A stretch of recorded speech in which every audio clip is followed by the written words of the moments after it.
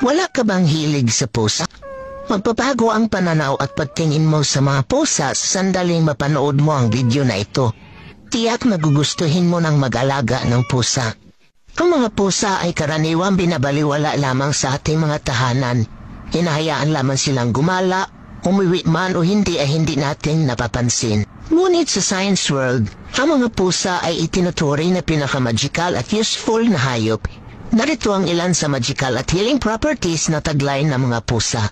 Una, ang mga pusa ay may kakayahang magbahagi ng positive energy o vibes sa tulong ng kanilang astral force field. Ang mga pusa ay territorial animal.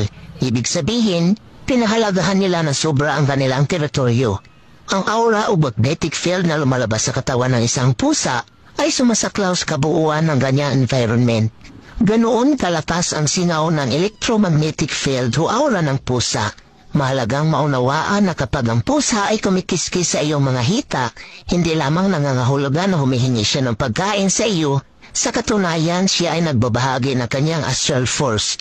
Ang sinumang nagtataboy sa pusa ay nagtataboy rin ng positive energy na ibinigay sana sa kanya ng pusa.